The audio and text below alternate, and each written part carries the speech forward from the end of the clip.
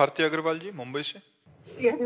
श्री हरिवंश महाराज जी, अपने गुरु को सबसे अच्छी गुरु दक्षिणा एक शिष्य के द्वारा क्या दी जानी चाहिए? जो गुरु ने नाम दिया है, मंत्र दिया, खूब जप करो, यही गुरु दक्षिणा है। रुपया, पैसा, फल फूल, कपड़ा लत्ता, ये तो जीवन उपयोगी सामग्री आप नहीं दोगे तो भगवान कहीं ना कहीं से दे देंगे। गुरु इसलिए नहीं शिष्य बनाता कि तुम उसको रोटी दो, कपड़ा दो, पैसा दो, इसलिए नहीं बनाता। इसलिए बनाता है कि तुम स्वयं भगवान को अर्पित हो जाओ, तुम भगवदानंद को प्राप्त हो जाओ, तुम्हारे अंदर का ज्ञान नष्ट हो जाए, तुम्हें भगवत प्राप्ति हो जाए, इसलिए शिष्य बनाया जाता है। तो गुरु की इच्छा क्या है? आप भगवत प्राप्त हो जाओ। तो भगवत प्राप्त कैसे होगे? जो गुरु जी ने नाम दिया, मंत्र दिया, उपासना दी, वैसे चलो। अगर वैसे ना चलो तो गुरु प्रसन्न नहीं होंगे। अगर असली बात है तो वो सब मायाकृत वस्तुओं से गुरु प्रसन्न नहीं होते। गुरु प्रसन्न होते हैं मन वचन कर्म से, उनकी आज्ञा का पालन करें। आज्ञा समन सुसाहब सेवा, अपने गुरु की आज्ञा का पालन करना, इससे बड़ी और कोई भेंट नहीं है। और गुरु की सबके लिए एक ही आज्ञा है कि तुम भजन करके, अच्छे आचरण करके भगवान को प्राप्त हो जाओ। ये फल फूल, रुपया, पैसा, खान पान, ये तो विश्वम्भर भगवान उनकी शरण में हो तो देते हैं, चराचर जीव को देते हैं। तो संतों का भरण पोषण नहीं करेंगे क्या? और फिर इतने दिन भजन करने के बाद अगर गुरु की आशा शिष्य पे लग जाए कि ये हमारा भरण पोषण करे, तो गुरु किस बात का? वो तो शिष्य से भी गिरा हुआ आदमी है। मान लो शिष्य तो अपने को संसारी मानकर तुम्हारी शरण में आया और तुम शिष्य से अपना आशा रखते हो, तो तुम तो शिष्य से भी ज्यादा गिरे हो। तब लग जोगी जगत गुरु, जब लग रहा निराश, और जब आशा मन में भई तो जग गुरु और जोगी दास।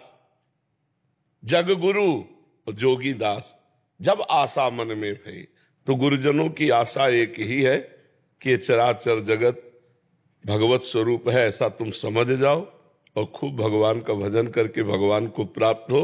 यही सबसे बढ़िया भेंट है। अगर संसारिक भेंटे की बात कही जाए तो वो गुरु को नहीं चाहिए। अगर आपने मान लो कोई वस्तु दी तो उसकी व्यवस्था है, और जब वस्तु ही नहीं तो व्यवस्था ही नहीं। हर समय भजन में लगे। और रही इस शरीर के पोषण की बात, वो तो भगवान की जिम्मेदारी। योगक्षेमम भाम्यहम, आप सब चले जाओ। देखो किसी से मांगा जाता है क्या? बिना मांगे अन मांगे आगे आवे गो, जो पल लागे पल को। भगवान दे रहे, किसी से कोई संकेत भी नहीं किया जाता। तो गुरु को आवश्यकता है आपके मन वचन कर्म से आज्ञा पालन की, ना कि रुपया पैसा भेंट सामग्री की। अगर आप अपने गुरुदेव की आज्ञा का पालन करते हैं तो आप सच्ची भेंट दे रहे हैं। और यही भेंट के लिए तो हमारा आपका संबंध होता है कि आप हम एक हो जाएं। हम जहां हैं वहीं आप पहुंच जाओ, ये इसीलिए तो संबंध होता है। ये थोड़ी कि तुम जाओ वहां हम पहुंच जाएं, है? तुम जहां हो वहां हम पहुंच जाए, इसलिए थोड़ी होता है। हम जहां हैं वहां तुम पहुंच जाओ। तो गुरु निष्काम अवस्था की चरम सीमा भगवत स्वरूप में, तो आप भी पहुंचो वहीं भजन करके। यही भेंट है। राजेंद्र कुमार जी। श्री हरिवंश महाराज जी, हमारे जो शरीर में जीवात्मा है वो हमें सही गलत करने का प्रेरित करती है या हमारा मन? पहली बात तो ये अज्ञान की बात है आपकी। हमारी जीवात्मा हमें प्रेरित कर रही है, मतलब दो चीज हो गए इसमें। जीवात्मा एक अलग हो गया और आप अलग हो गए, नहीं हो गए? देखो ना, फिर कुछ प्रश्न करो। महाराज जी, जो शरीर में जीवात्मा है वो हमें सही गलत करने का प्रेरित करती है ना? हमारा जीवात्मा अलग हो गई, हमें अलग हो गए? नहीं, तुम ही हो जीवात्मा, तुम ही हो जीवात्मा, तुम और कोई नहीं। क्यों? कि कोई अंतर है? हाँ, ले सोचा शायद मिस्टेक हो रही हो हमसे। जीवात्मा आप ही है ना, तो अब आपको गलत सही का निर्णय आप ही दे रहे हैं, कोई और दे रहा है क्या? अब मानना न मानना ये बुद्धि और मन के अंतर्गत की बात है। तो आप मन बुद्धि नहीं है, आप जीवात्मा है। जब मन बुद्धि कोई गलत चाल चलना चाहता है तो अंदर से प्रेरणा होती गलत है, पर आप अपने स्वरूप को न जानकर मन बुद्धि में तन्मय होने के कारण आप मन बुद्धि की बात मान लेते हैं, अपनी बात आप नहीं मानते। अपनी बात को ठुकराकर दूसरे की बात मान लेते हैं, मन बुद्धि की। इसीलिए जेल भरी पड़ी है, इसीलिए नरक जाना पड़ता है, इसीलिए दुर्गति होती है। यदि आप अपनी बात मान लें और मन की बात ना माने तो किसी से पूछने की जरूरत नहीं, आप ब्रह्मज्ञानी हो जाएंगे, आप भगवत स्वरूप में स्थित हो जाएंगे। समझ पा रहे आप? लेकिन हम अपनी बात को ठुकरा देते, बोले यार अंदर से आया था हमारे कि नहीं करना है, पर हमने कर दिया। तो अंदर से जो आया था वो आपकी बात थी, बाहर से जो कह रहा है कि मुझे यही करना, ये मन की बात है। मना खष्टान इंद्रियाणि प्रकृति स्थान कर सती, मन 5 ज्ञानेंद्रियों के साथ प्रकृति जन्य भोगों में जा रहा है, वो अंतरात्मा उसे मना करती है। परमात्मा आनंद की प्राप्ति के लिए हमारा मानव जीवन हुआ है, हम भोगानंद में मस्त हो रहे हैं। भोगानंद से हटे तो हमारा स्वरूप ही आनंद में, हमारा स्वरूप ही आनंद में, कोई और आनंद कहीं से आना थोड़ी है। जो आनंद सिंधु सुख राशि हमारा अंशी है, वही हमारा सुख राशि स्वरूप चेतन अमल सहज सुख राशि ईश्वर अंश जीव अविनाशी। समझ पा रहे हो? तो हम अपनी बात समझें, वो हमारी बात, जीवात्मा कौन है? हम ही तो हैं। हम अपनी बात ठुकरा कर मन की बात मान लेते हैं तो मनमानी हो जाता है, और मनमानी में दंड है।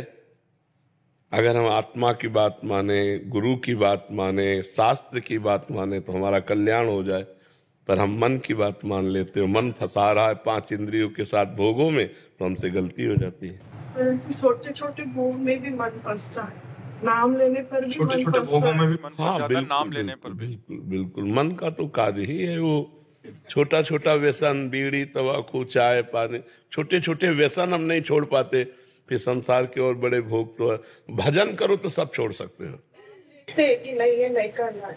अगर आप भजन और बढ़ाओ, भजन की क्षमता बढ़ेगी तो भोग त्याग होता जाएगा, और भोग त्याग अगर ना भी हो पाया तो बांध नहीं पाएगा। भजन में बहुत बड़ा बल है। देखो, अपने पुत्र के लिए नारायण बुलाया तो भगवत प्राप्ति हो गई। हम जानबूझकर राधा राधा बोलेंगे तो हमें भगवत प्राप्ति नहीं हो जाएगी। तो हम खूब नाम जप करें, भोगों का चिंतन ही न हो पावे, त्याग भाव से भी न चिंतन हो पावे, उसका चिंतन ही करना खराब है। हम भगवान का चिंतन करें, और बिना भोगे शरीर चल नहीं सकता, ये भी बात समझो। शरीर के लिए पानी का भोग चाहिए, भोजन का भोग चाहिए, आवश्यक घी दूध चाहिए, आवश्यक फल फ्रूट चाहिए। अगर ये नहीं जाएंगे तो शरीर नहीं चलेगा। चाहे जितना बढ़िया गाड़ी हो, अगर पेट्रोल नहीं डालोगे तो गाड़ी हवा में थोड़ी उड़ेगी, उसको पेट्रोल चाहिए। अब कह दे त्यागी हो जाए पेट्रोल की तो गाड़ी नहीं चलेगी। तो इस शरीर में कुछ भोग आवश्यक हैं, जैसे हमारे प्राण का पोषण वायु, जल, अन्न, इनसे होता है, जरूरी है। अब अन्न जरूरी है, ना कि स्वाद जरूरी है।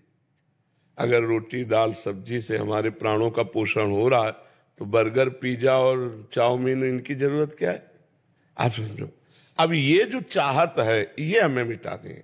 भगवान की कृपा से अगर घर में बढ़िया हमें दूध रबड़ी रसगुल्ला मिल रहा है तो जय जय आपकी, और अगर नमक रोटी मिल रही तो जय जय आपकी। पर जरूरी है विषय, प्राणों का पोषण करने के लिए अन्न वायु जल जरूरी है।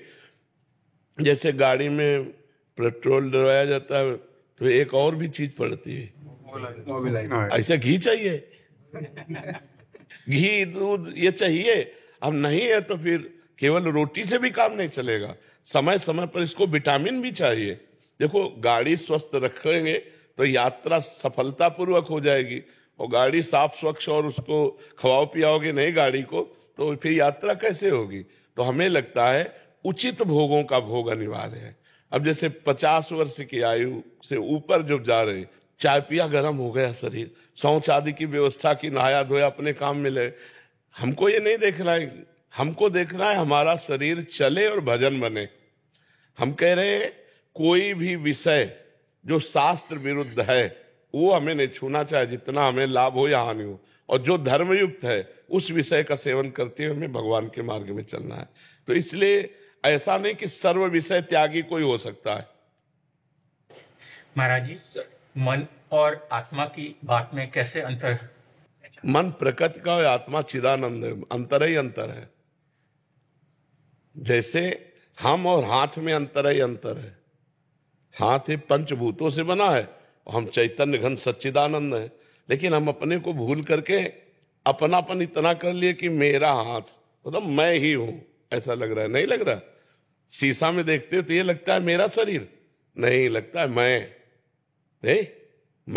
नहीं लगता। यही अज्ञान है। आत्मा बहुत चिदानंदमय, आप्त काम, कोई कामना नहीं। और जो मन है ये कामना का घर है, ये बिना कामना के रह ही नहीं सकता। कामना हट जाए तो फिर मन रह ही नहीं जाएगा, अमना हो जाएगा। कामना ही मन है, विषय चिंतन ही मन है। अगर विषय चिंतन हट जाए तो फिर मन क्या, इंद्रियाणाम मनश्चास्मि, तो साक्षात भगवान हो गया। कामनाओं का त्याग करना ही हमारी साधना है।